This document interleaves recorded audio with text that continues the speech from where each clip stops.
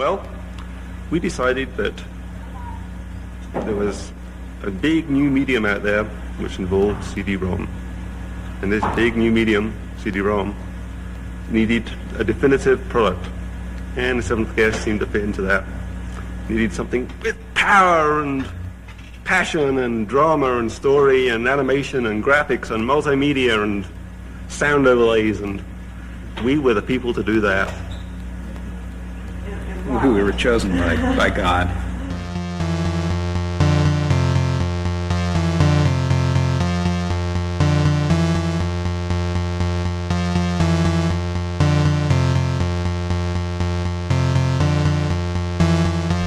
Hello and welcome back to Drink the Video Games. I'm Brian, and in this season we're taking a look at FMV games, and this month I'll be taking a look at one of the most classic and fondly remembered of these games.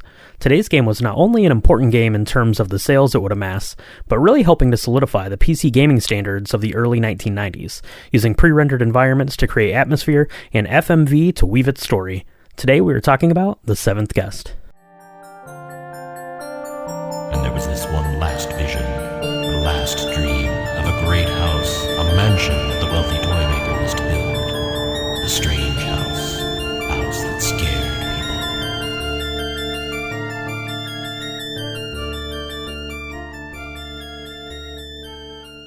In The Seventh Guest, we take on the role of Ego, who awakens inside of Stauff's mansion with no memory as to how or why we ended up there. Through solving the mansion's riddles, we will unpiece the story of how a drifter named Henry Stauff, a toy maker, came into the possession of the house as he spiraled down a dark path. We'll uncover the fates of the previous 6 guests in our effort to escape the confines of this mansion. With CD-ROM technology on the horizon, friends and colleagues Graham Devine, a computer programmer, and Rob Landeros, a game designer and graphic artist who had met in 1988 and been working together at Virgin Games, they have a vision for the new media format. Sure, a CD-ROM could hold a massive amount of data and would be good for storing a lot of information, but the pair also thought it would make for a really good format for video games. Rob and I pitched, initially, we'll do Clue, but the Twin Peaks version of it. And then we spent a weekend running a script for a game called Guest, with Henry Steeple as the bad guy, and Justin Heber came in and said, you just can't call it Guest, call it Seventh Guest. And so we changed to Seventh Guest. And we went to lunch with Martin. We presented this 3 pages to him, and we said, Martin, what do you think? And he's like, guys, let's go to lunch.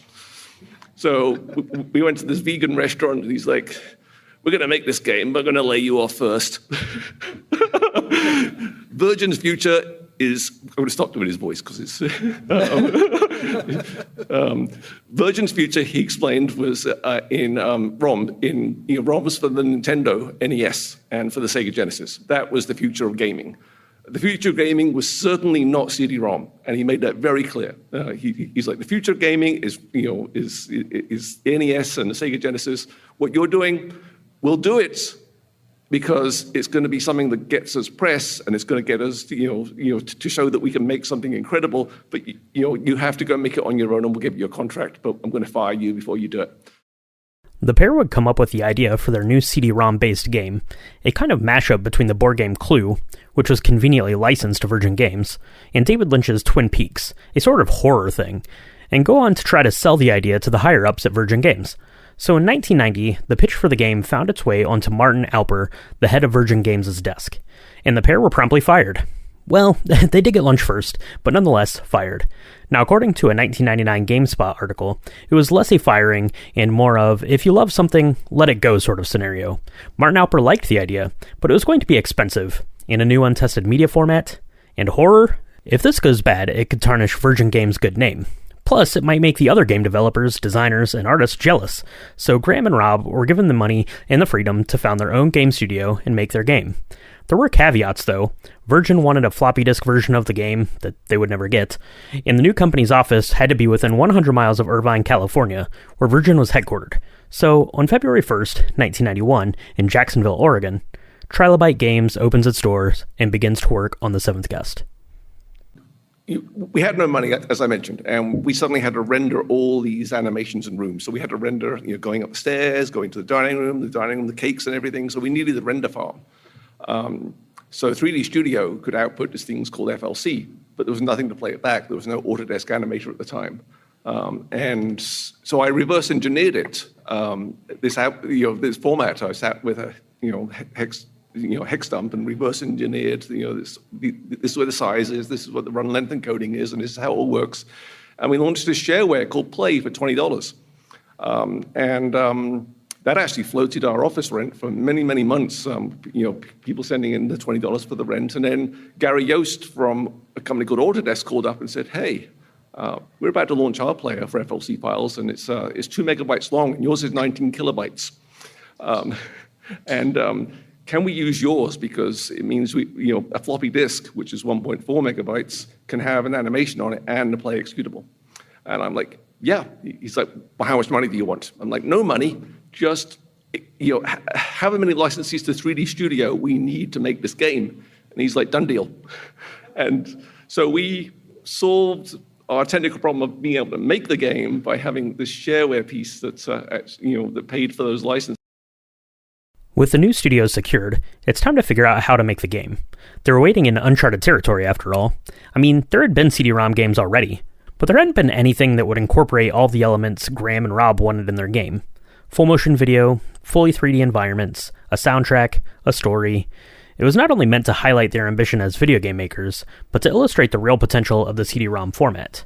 They wanted it to have everything, but the first thing they need is a story. That's where the horror and science fiction writer Matthew Costello comes in.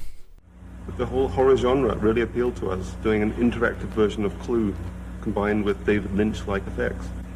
And this is what we basically outlined to Matthew. We have this house that's going to be haunted, and the villain's going to be an evil toy maker, and his house is going to be filled with evil toys. As I said, when I got involved to write the script for the seventh guest, it was essentially another writing job. Writers, of course, like a lot of people in creative field exist when they freelance, from job to job. It was a nice job, it was an interesting job, but nothing I thought of unusual note. It's only when I got involved and I saw what Trilobite was actually up to that I realized that there was potential for something extraordinary here. Most people who write novels are used to telling one story. They tell a story in sequence from beginning to end with 2 or 3 viewpoints. And that's a nice, neat way to work. You can just sit down every day and move the story a little bit further. My first writing was for games, doing interactive game novels and then interactive role-playing adventures for Batman, for games like Call of Cthulhu, which is a horror game, for science fiction interactive novels. So I was used to handling multiple plots. So when this came up, it was something I was familiar with, cutting and dicing. What I wasn't prepared for was the fact that it really had to be a film script in about 50 or 60 sections. So the story for the game is underway, and it's going to be taking place inside of Stauff's mansion. And there was a real-world mansion that fit the bill. The Nunan Mansion, built in 1892, would serve as the inspiration. Originally, the idea was to go into the mansion, take a bunch of pictures, stitch them together, and use that for the environments in the game. But a friend and former colleague, Robert Stein III, demonstrated that the interior of the mansion could all be 3D rendered. That sounded perfect to Graham Devine, who would now be able to create this world to whatever design he wanted. Plus, the presentation to the player would be smoother, more immersive experience. I knew Graham and Rob for several years working at Virgin Games. I had left Virgin and moved to Seattle, and they had informed me that they were planning to form their own company, so when the opportunity arose, I jumped to it. Having known them, I felt I could work competently with them. And they were originally intending to shoot the entire game with video. They were aware that I was working with 3D Studio and rendering, and they asked to see some samples of what I could do.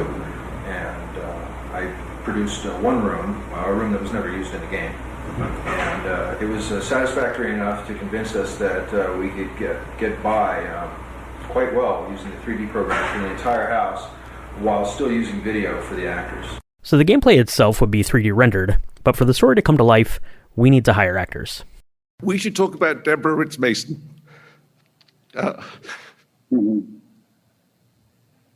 She brought everything to the seventh guest. we showed her the script, and we're like, "You're part of this Ashland, acting troupe," and she's like, "Yeah," and she's like, "Don't worry about a thing, Graham." And if you ever know Deborah, she's is really the cigarette on the end of the long pipe thing. She's like, "I'll do the costumes, I'll do all the production, I'll hire everything, I'll get it all set up." And so Deborah was, as she is the actress in the game, is in real life, and she is, the fourth foundation of Seventh Guest is Deborah, and that's because she's on screen or directing the screen or telling the actors what to do. It's thanks to her. Deborah Mason would come in to star and direct the actors for The Seventh Guest. Filmed on blue screens, which would allow the FMV performances to be incorporated into the 3D game environments. All in all, there would be 29 actors credited in the game, with Robert Hirschbeck playing Stauf, and even a cameo by Rob Landeros, whose head you can find in a jar within the Haunted Mansion. Getting all this on film would be tricky, though. The shots had to capture the actors, but had the restraints of the graphical abilities of the time, and they had to blend in with the game world. There were plenty of filming issues for the actors and game designers, too. On the game design side, according to Games Radar, the blue screen wasn't really consistently blue and left a sort of halo around the actors. That's okay, ghostly aura, right? As for the actors, Deborah Mason lays it out. My name is Deborah Mason, and I directed the live action for The Seventh Guest, and I acted as the character Martine Burden. Reach out with the camera, roll your eyeballs. This particular type of acting is a new technology. Feature film acting has been around for about 100 years and is a series of angles, close-ups on the person. It's almost as if the actor is thinking the situation. With this particular type of shooting, we had the camera locked down. Everything was from a long shot, a long angle, and it was difficult getting the facial emotion across. Instead of just a simple darling, we would have to use whole body movements, darling, similar to that with everything. In that way, it was similar to stage and having an audience. The most difficult part was staying on our mark, cueing the actors to work around different positions on a stage with your virtual reality, your imagined furnishings. We had a difficult time not walking through things all of the time. The last component would be the music. As we know, no good horror tale is complete without a good backing track, so Trilobite would enlist the services of George Sanger, aka the Fat Man. Maybe you've never heard of George Alastair Sanger, known as the Fat Man, but if you play computer games, you've probably heard his music. We're the guys who are in charge of the emotions. We're the emotion meisters. It all started 12 years ago when Sanger was paid $1,000 to write 10 seconds of music for the game Thin Ice. Then came a groundbreaking game, The Seventh Guest, that kicked the multimedia biz and the Fat Man's career into high gear. And now they're turning Seventh Guest into a movie. Of course, that'll lead to Fat Man, the action figure. The creative talents of Team Fat, Sanger, Joe McDermott, Kevin Phelan, and Dave Govett, have made them kings of the multimedia frontier, leaving the competition in the dust. George had quite the prolific career, including creating the music for the NES version of Maniac Mansion, a game which we talked about in Season 1 of Drink the Video Games. Sanger would create the soundtrack for the game, weaving themes for the mansion's various guests in and out as the story unfolds, and if you have the original CD-ROM version of the game, the second disc contains the full soundtrack for your listening enjoyment. So we have the story, we have the 3D rendered game environment, we have the live acting performances, and we have the music. We should be all ready to go, right? Grab a stack of CDs and let's get this thing printed. Actually, not quite. This is the first time anyone had tried to package all of those things into one game. And sure, the CD can hold all the data, but how does it actually work as a game? And remember, the CD-ROM is new, so the capacity is huge, but it's really, really slow. Okay, so this game is close to being finished, but I think there is one more thing that the team needs to get it over the finish line. Bad news is, Stauf has that thing locked away somewhere in the mansion. But the good news is, Michaela from Drink the Movies is meeting me with a skeleton key that will get the final room of this puzzle unlocked. Michaela, welcome to Stauf's mansion. Welcome back to Drink the Video Games. How are you doing today? I'm great. You got a lot of weird stuff going on in this mansion. How's everything? True. How's everything else? I hear you might need a key to get into the final puzzle room.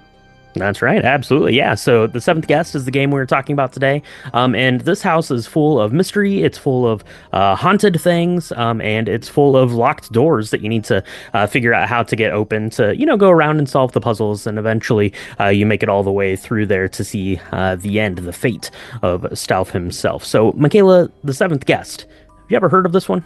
No, not before you told me you were doing this on Drink the Video Games. So I was actually really sounds interesting. It's right up my alley because it's spooky and puzzly and it's adventure-y. Sounds like something I would enjoy if I had the time. Yeah, that's right. That's right. So, as if you may remember, last time you were on, right, we were doing the intro to the second season, doing FMV games, right, full motion video, and this is maybe the most well-known of those early ones for sure. The Seventh Guest was a big deal because it was one of the very early CD-ROM based games, so it sold a lot of CD-ROMs to people for their home computers, and this was a big deal in terms of not only that, but just doing a lot of things with computer technologies. So the full motion video, right? So we have live action media there, so actors and actresses on screen through that. You've got fully like 3D rendered environments, a lot of puzzles and things, and yeah, this game definitely would be right up your alley because it's acting. You love acting. Right? It is it's like a murder mystery, like dinner party and kind of thing with ghosts. You're trying to unravel the mysteries, and I hear that you love mysteries and true crime stories. I do. And things like that. You love puzzles, right? You can solve a puzzle. They're just as good as anyone. And you can also mix up a skeleton key cocktail. And I tasked you with helping me to make this one because I thought that it sounded pretty good. And like I mentioned, you have to unlock all of these doors in the mansion. So I thought that the name was right, the flavors were right, and this one was pretty good. So, Michaela, why don't you mix one of those up for us? All right. Into a shaker tin with some ice, you are going to add 1 1/4 ounce of your favorite bourbon. I used 4 roses. You're going to use 3/4 of an ounce of your favorite elderflower liqueur. I had some Saint Germain, so that's what I used. 1/2 ounce of fresh squeezed lemon juice, and 8 dashes of bitters. You're going to shake that up. You're going to put that in a glass of ice. Then you're going to top it with some ginger beer, probably 3 or 4 ounces of that. And then you're going to drink this. And it's going to be really interesting. I was a little worried about the elderflower and bourbon together because I'd never quite seen that before. And your girl here loves elderflower liqueur. So I was excited and intriguing. I thought that this was actually really good. It was kind of like a dark, richer mule of some kind.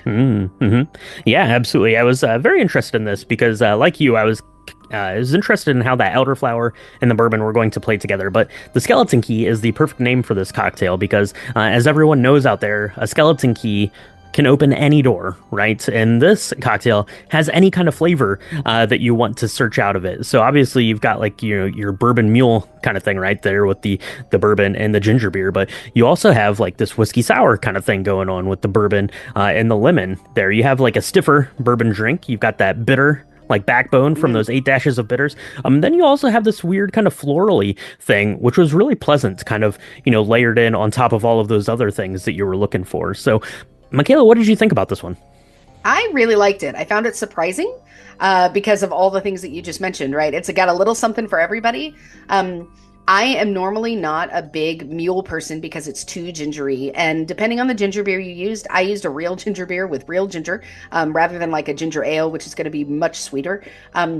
I thought that this was actually really nice, and it's very easy to make. It's something that you can play around with the type of bitters. We used like a golden bitters to make the version that we had, but you could use an Angostura if you really wanted to change it up even more. You could do something like with like cardamom, make it even spicier, or like orange and make it even like fruitier if you wanted to. It really just kind of choose your own adventure sort of thing, right, with the bitters, because the 8 dashes is going to make a huge difference in the flavor profile versus if you were just going to do a dash or something. Yeah, absolutely. This one was really good. It was nice. It was refreshing. And I think it's perfect here as we make our way through Stauf's mansion. So, Michaela, thank you so much for joining me here in this episode of Drink the Video Games. Check out The Seventh Guest. I think it would be right up your alley. But for now, we have to get back to see what the evil toy maker himself is up to and see if we can get this game pushed out into the world. We'll be right back.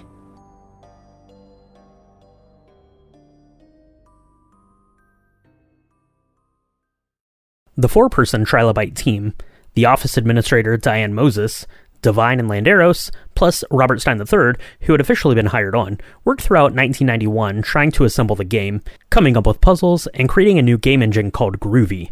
This new engine would allow the game to stream data directly off of the CD-ROM, which would speed up the loading time. And that was going to be put on display, kind of, at the 1992 Consumer Electronics Show, where the team would finally be showing the game's progress to Virgin's Martin Alper. According to a 1999 GameSpot article, the game was installed on the demo computer's hard drive as it was just intended to be a demonstration for Alper. But when crowds caught wind of this new gaming demonstration, and understandably assumed that the game was working as promised, meaning reading the game directly off of the CD-ROM, people naturally got excited.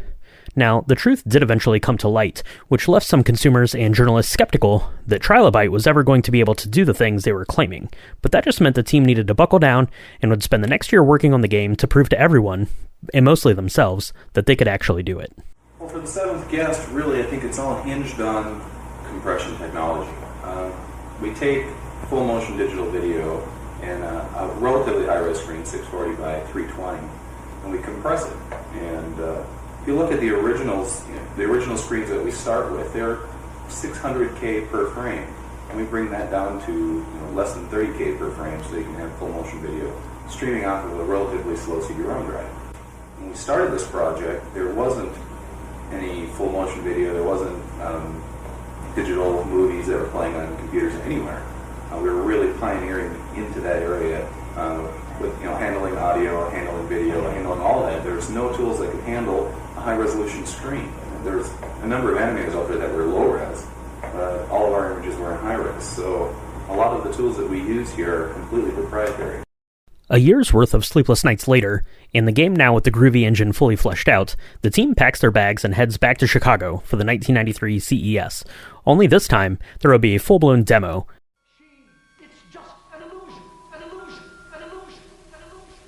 Experience terror in 3 dimensions. The Seventh Guest, the breakthrough murder mystery game in 3D, combines the best of interactive gameplay with the dramatic illusions of filmmaking. When sinister toymaker Henry Stoff is mysteriously murdered, you and 6 guests are summoned to his vacant hilltop mansion to solve the riddle of his death. Each of the 22 3D rooms offers a different piece to the puzzle. Horrific clues virtually jump out of the walls. Everyday objects come to life with deadly consequence as each dark corner of the house reveals a new danger. No! Stop struggling. The first CD-ROM game of its kind, The Seventh Guest features 8 primary actors and 15 secondary players. Gameplay action contains film-like scenarios sequenced by your choices. Explore the twisted mind and mansion of Henry Stoff. Keep your eyes open and your wits about you, because you could lose more than just a game. The Seventh Guest for PC CD-ROM and Mac CD-ROM. The game was going to be a hit. They just needed to polish it up and release it, and it would take some time for that to happen. But eventually, on April 28th, 1993, The Seventh Guest would be released to the world, first on PC CD-ROM, then later on the CDI and Mac. You'd need a CD-ROM drive to play it, and if you didn't have one, you better go buy one, because everyone wanted The Seventh Guest, selling 450,000 copies in 1993, and a further 500,000 the following year. The Seventh Guest would approximately hit 2.3 million units sold by 1997. With its striking booth design and large number of titles on display, Virgin was hard to miss at CES. The company was featuring 4 new products in Las Vegas, led by Trilobyte's The 11th Hour, the sequel to The Seventh Guest. In The 11th Hour, you're Carl Denning, an investigative TV reporter who is searching for your producer and lover, who disappeared during a murder investigation. Like The Seventh Guest, The 11th Hour is centered around the now decaying Stoff Mansion, some 70 years after the original tragedies occurred. Based on an original screenplay by Matthew Costello, The 11th Hour features live-action video, a cast of 18 characters, a series of treasure hunts, multiple endings, and a musical score from The Fat Man. The game will be released on 2 CDs. So needless to say, The Seventh Guest was a success, and with success comes a sequel. The 11th Hour, a more adult sequel to the mega hit, would be released in December of 1995, although it was originally planned to launch the same year as The Seventh Guest. Trying to improve upon the limitations faced during the making of the first game caused the production time to get away from the Trilobyte team, so the long delay of over 2 years, combined with disappointing sales, The 11th Hour was a sign for what the future of Trilobyte looked like, which would officially close its doors in 1999, before being reborn again in 2010. My honored guests, welcome to my house. This house has its own rules, and it can be a cruel mistress. Yet solve its mystery, and you obtain your heart's deepest desire.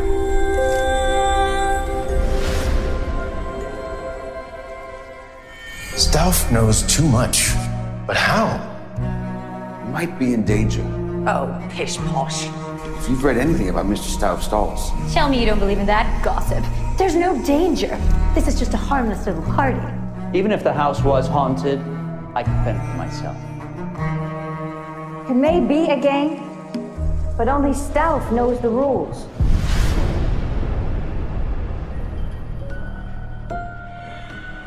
And if there's one person to solve Stauf's mystery, it will be me. Alone. The things I've seen. That prize money is mine! Mine!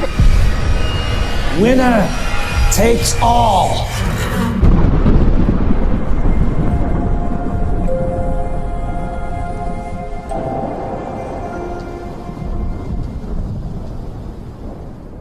If The Seventh Guest was your jam, and you're looking for more Stauf Mansion adventures, you do have some options, or at least some variants of that original game. There's the novel, which was written by game writer Matthew J. Costello, along with Craig Shaw Gardner. It released in 1995 and tells the full story of The Seventh Guest.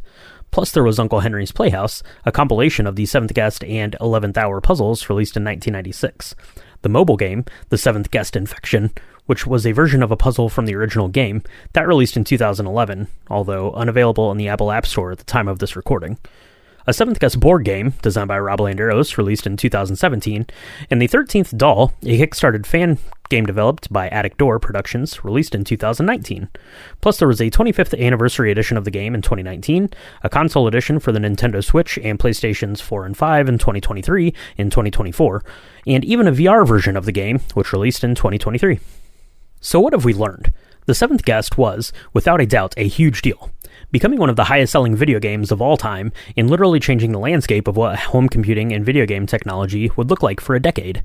It showed that you could incorporate different creative outputs into one cohesive game, and you could do it in a way that was entertaining and immersive, and even playing it today you can feel just how much work went into the game to get it just right. It's campy, but in that horror way, and it's atmospheric, and it's spooky, and you just really want to uncover the secrets of that mansion.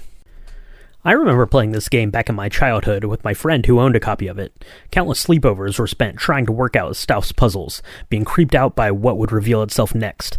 It felt like we were unraveling a mystery, and being a video game, only the people that unraveled it themselves could really understand what it was like to click on those doors with all the lights out, staying up way past bedtime to go into the next room. But now I want to know, what are your gaming memories with The Seventh Guest? Did you ever set foot in the mansion? Did you have to figure out how to install a CD-ROM drive to get it to play? Have you experienced this in VR? And more importantly, did you mix up a skeleton key to have as we journeyed our way back to confront the evil toy maker?